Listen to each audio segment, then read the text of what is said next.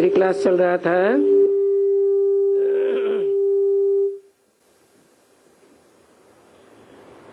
28/60/64 का 3रे पेज में आदि में बात चल रही थी।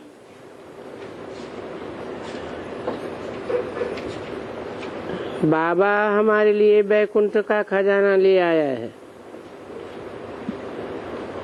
तो बच्चों को बहुत अच्छी रीति खुशी में रहना चाहिए,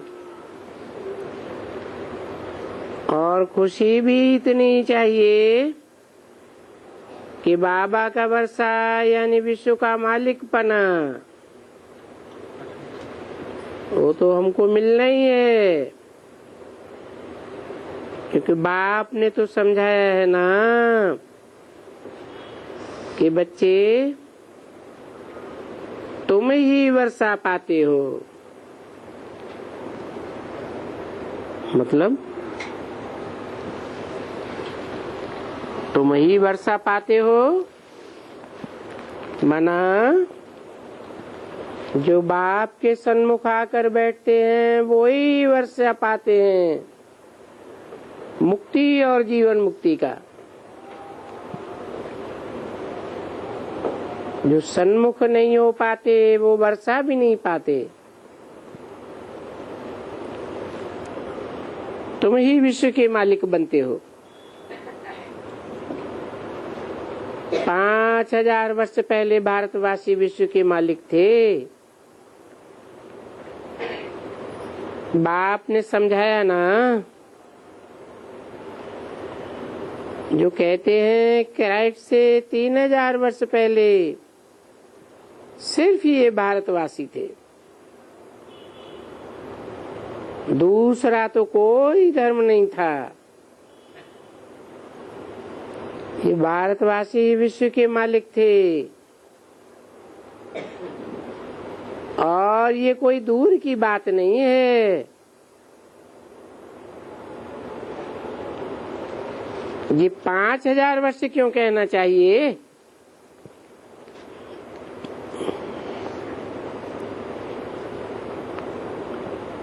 वो तो और ही कहते हैं 3000 बिफोर क्राइस्ट,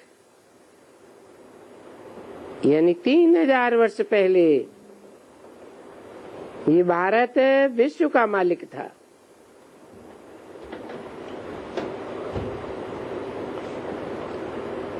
ये तो बच्चों को समझाया गया कि बरोबर भारतवासी ये विश्व के मालिक थे, और शिव को ही परमात्मा कहते हैं।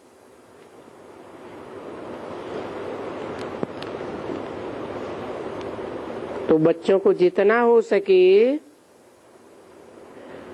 उतना एक तो याद में रहें, और दूसरा मुरली मिस न करें। बाबा कहते हैं ना कि तुम आए हो और तुमने मुरली नहीं सुनी है, पता नहीं कौन कौन सी नई पॉइंट्स गुई बातें बाबा ने समझाई होंगी, और शायद टैप में तो तुम वहां सुनते ही नहीं हो, क्योंकि अभी वहां बच्चे इतने मत वाले नहीं हैं।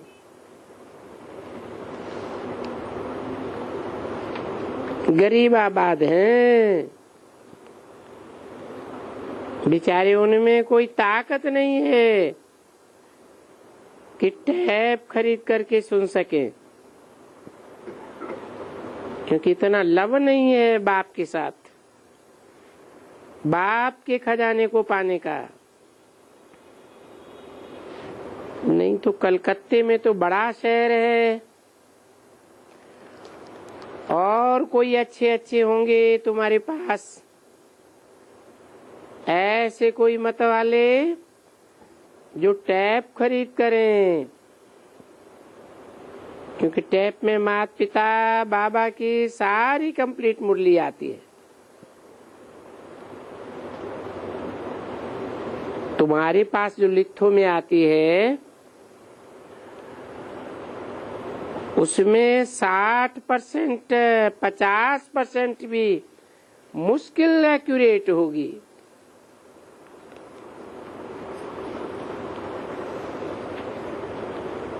ऐसा क्यों कहा?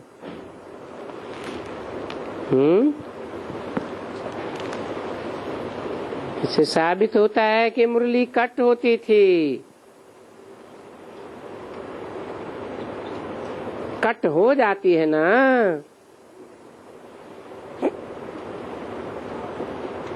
टैप में सारी मुरली सुन सकते हो। बड़ा भारी खजाना है। भले ये है गरीब निवास और गरीबों को ही वर्षा लेना है। ये तो बाबा खुद भी कहते हैं और गाया भी हुआ है कि गरीब ही सूर्यवंशी चंद्रवंशी राजधानी का वर्षा पाते हैं।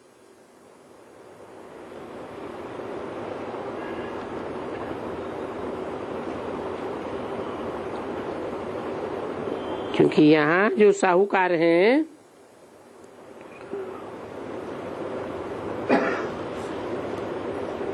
उनको तो जैसे स्वर्ग है और नरक है बेचारे गरीबों को। तो बाप आकर के गरीबों को ही उठाते हैं।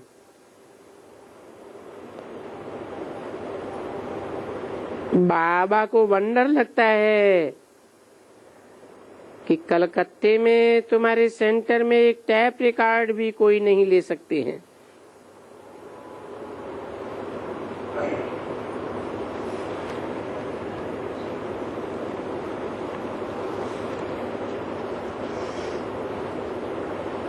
तो टैप रखे और लिखे कि बाबा टैप तो भेजो, नहीं तो पटना में तो जाते हैं वो टैप ही सुनते हैं। वो मुरली भी नहीं सुनता है, टैप सुनता है। क्योंकि टैप में फुल बात आती है। तो वंडर है कितने धनवान लोग हैं एक टैप तो खरीद सकते हो। इससे सिद्ध होता है कि कोई को भी पूरा निश्चय नहीं है।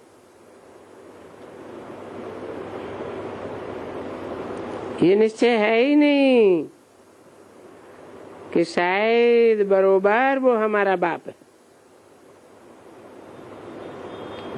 अच्छा बच्चे बाजा बजाओ।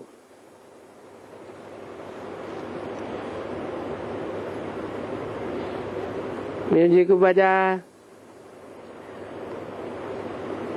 अच्छा मीठी मीठी सिकिल दे ज्ञान सितारों प्रति माता पिता और बाप दादा का याद प्यार और गुड नाइट। आज का प्रातः क्लास है 29/8/64 शनिवार। रिकॉर्ड चला है तकदीर जगा कर आई हूँ। ये आत्मा ने कहा। कैसे कहा? इन शरीर के आर्गन्स के द्वारा कहा। कहते हैं मुझे आत्मा का शांत स्वरूप है। मुझे आत्मा को जब ये शरीर मिलता है तब मैं टाकी बन जाता हूँ। मुझे शरीर द्वारा अनेक प्रकार के कर्म करने हैं। कोई भी सत्संग में या स्कूल में या कहाँ भी जब कोई बैठते हैं तो समझते हैं कि बरोबर ये मनुष्य बोलता है। देहधारी बोलते हैं। क्योंकि जब टीचर सामने बैठा होगा या महात्मा बैठा होगा तो वो समझेगा कि ये फलाना महात्मा बैठा है, फलाना वजीर बैठा है, फलाना वो बैठा है। यहाँ तो ये बातें नहीं है। तुम अभी समझते हो कि हम तो आत्मा हैं, जरूर आत्मा है, क्योंकि कहा ओम शांति, आई एम आत्मा। और ये माई आर्गन्स, आत्मा किस द्वारा सुनती है और किससे सुनती है? जब आत्मा सुनती है अपने परमपिता परमात्मा से, जिसका एक ही नाम है शिव। बच्चों को समझाया गया है ना, तो इस समय में जब ये बच्चे सुनने के लिए बैठते हैं तो बुद्धि में होना चाहिए हमको कौन सुनाते हैं। जो बेहद का बाप है, परम पिता है, वो सुनाते हैं। क्योंकि जब परम पिता और मनुष्य कहते हैं तो बुद्धि का योग ऊपर में जाता है। यहाँ अभी तुम जानते हो कि परम पिता शिव है और शिव माना बिंदी, आत्मा भी बिंदी तो परमात्मा भी बिंदी, क्योंकि उसको भी परम आत्मा कहा जाता है, उसको आत्मा कहा जाता है ना। उनको बच्चा कहा जाता है और उनको बाप कहा जाता है। तो अभी तुमको पढ़ाने वाला कौन है? जब भी सन्मुख बैठते हो तो ये समझेंगे कि मैं आत्मा हूँ, शरीर तो नहीं हूँ। मैं आत्मा इस शरीर द्वारा किससे सुनता हूँ?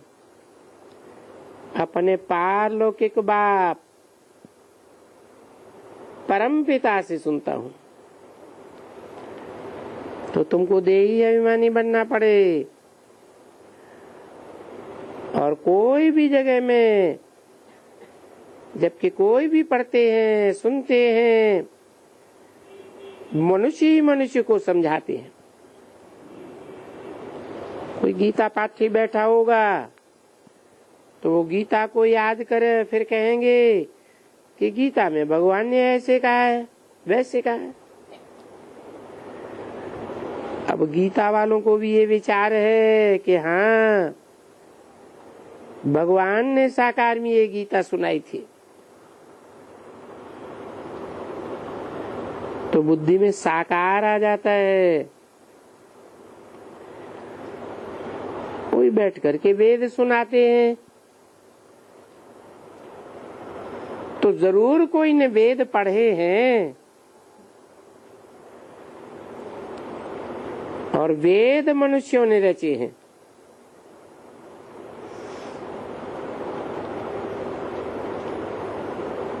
वेद शास्त्र ग्रंथ वगैरह मनुष्यों ने बनाए हैं, क्योंकि भगवान निराकार बैठ करके वेद नहीं बनाएंगे और ना ये मनुष्य बनाएंगे। जिन्हें कहा जाता है वेद व्यास, व्यास मनुष्य को कहेंगे।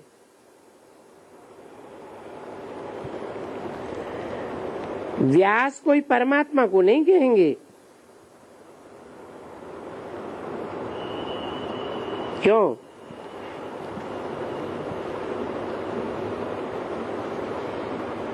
व्यास परमात्मा को क्यों नहीं कहेंगे? है क्योंकि परमपिता परमात्मा जैसे और धर्म पिताएं हैं, वैसे परमपिता परमात्मा भी धर्म पिता है। अव्वल नंबर का धर्म पिता है। धर्म पिताओं ने भी कोई वेद शास्त्र नहीं लिखे, क्राइस्ट ने कोई बाइबल नहीं लिखी, मोहम्मद ने कोई कुरान नहीं लिखी। उन्होंने तो डायरेक्ट मुख से सुनाया। बाद में उनके शिष्यों ने उनकी वाणी को ग्रंथ का रूप दे दिया। इसलिए कहा कि व्यास भी मनुष्य है, उनका भी मन चलायमान है। भगवान का मन कोई चलायमान नहीं होता है।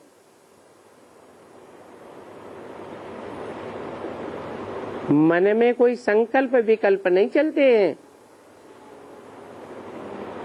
वो तो असोचता है। उसे को सोच विचार करने की दरकार नहीं है, मनन चिंतन मंथन करने की भी दरकार नहीं है। क्यों नहीं दरकार है?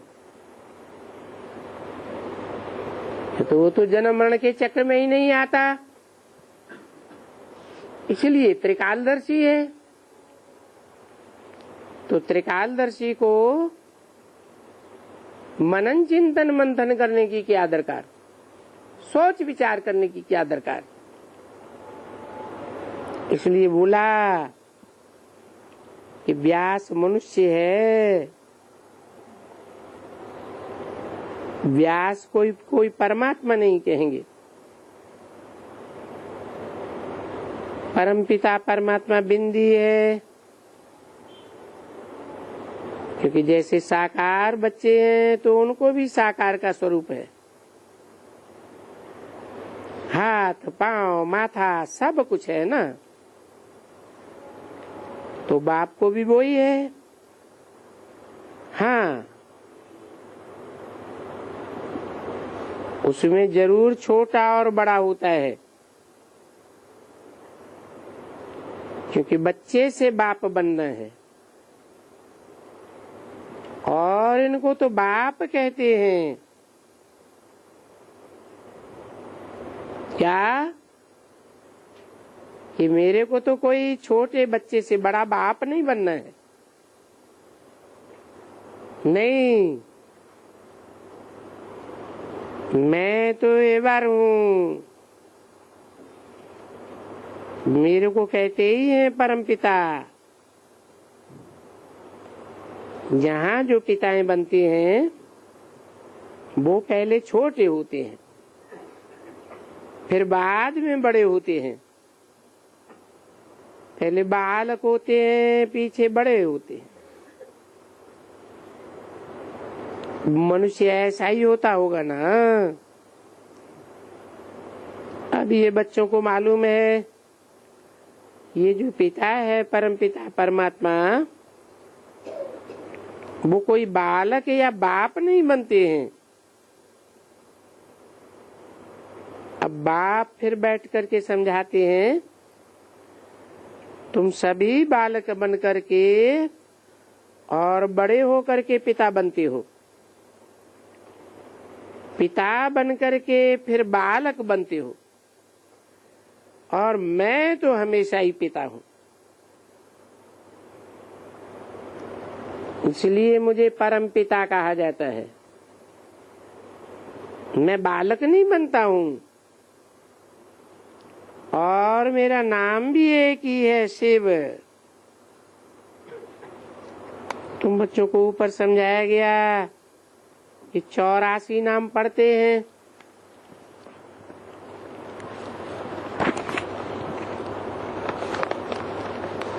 क्योंकि 84 जन्म लेते हैं।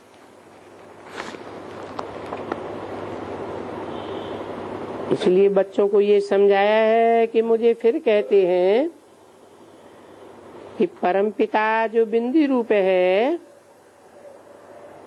बड़ा लिंग रूप नहीं है। पूजन के कारण मनुष्यों ने, भक्ति मार्ग वालों ने बड़ा बनाई दिए।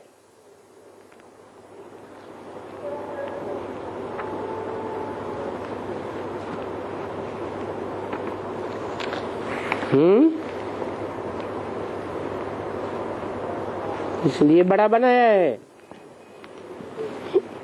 पूजा करने के लिए बड़ा बनाया है। और पूजा का कनेक्शन पवित्रता से है।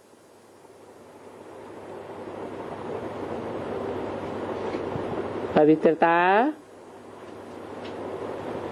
बिंदी रूप में आकी जाएगी या बड़े साकार रूप में आवे तब आकी जाएगी।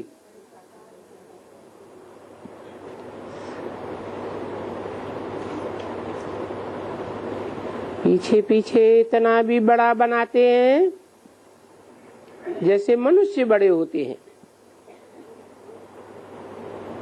कोई कोई मनुष्यों के चित्र बड़े बड़े बनाते हैं। बुद्ध का छत जितना बनाएंगे। अभी ऐसे तो मनुष्य होते नहीं है। बुद्ध कोई इतना बड़ा तो नहीं था। ये तो उनको मान देते हैं कि बड़ा था, तो उनका शरीर बड़ा कर देते हैं।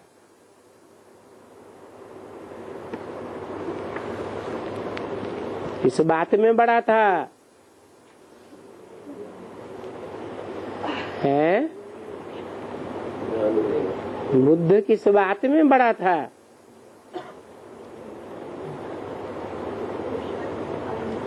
बुद्धि में बड़ा था।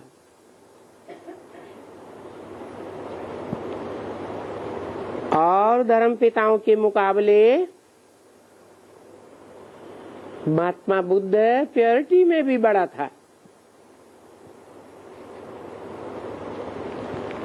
तो और धर्म पिताओं के चित्र इतने बड़े नहीं बनाते हैं। और बुद्ध का चित्र बहुत बड़ा बड़ा बनाई देते। तो बुद्धि को कैसे बड़ा दिखाया जाए,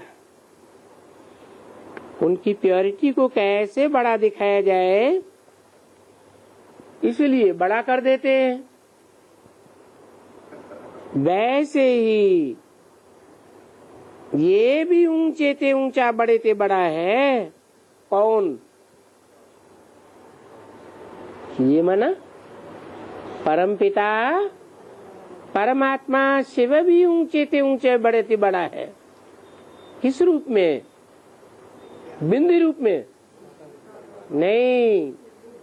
जब साकार रूप धारण करते हैं तो पवित्रता में भी बड़े और बुद्धि में भी बड़े। बुद्धिमानों की बुद्धि कहा जाता है। बाप अपना परिचय देते हैं ना कि मैं कोई दूसरा शरीर नहीं धारण करता हूँ। दूसरा शरीर धारण नहीं करते। ब्रह्मा का शरीर नहीं धारण किया। हाँ, वो बाप के रूप में नहीं धारण किया। मैं कोई भी दूसरा शरीर नहीं धारण करता हूँ। यहाँ भी मेरे को तुम शिव बोलते हो। तुम बरोबर जानते हो कि हम आत्मा शिव बाबा की गोद में जाते हैं। अभी हम आत्माएं भी तो शरीरधारी हैं। तो अब शिव बाबा भी जब कोई न कोई शरीर धारण करे तभी तो उनकी गोद में जावे, नहीं तो कैसे जावेंगे? बिंदी की गोद में कैसे जावेंगे? बच्चे जब आते हैं तो उनको समझाया जाता है कि खबरदार रहना इस बात में है। इस बात में खबरदार रहना। क्या बात चल रही थी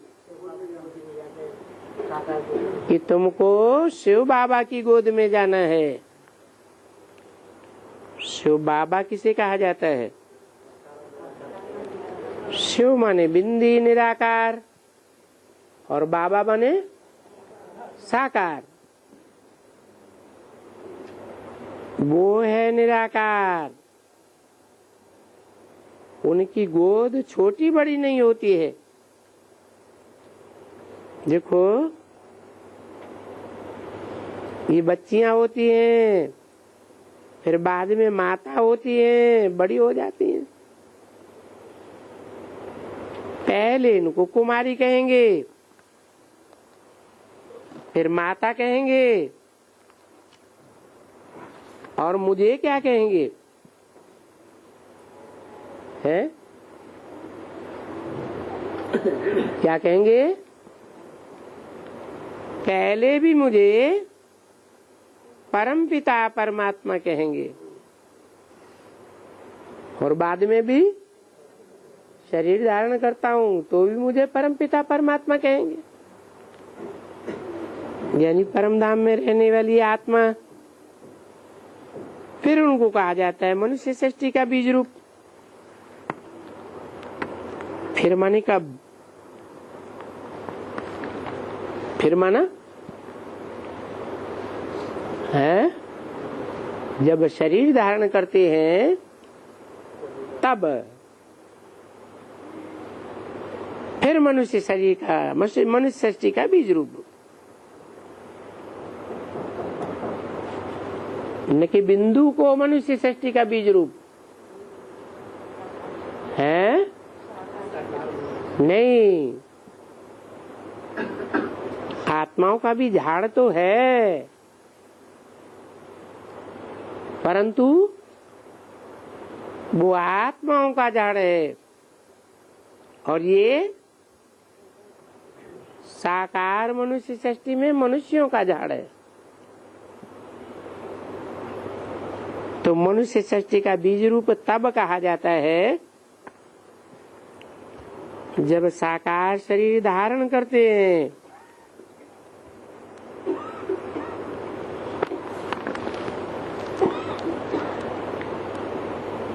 है तो आत्मा ना।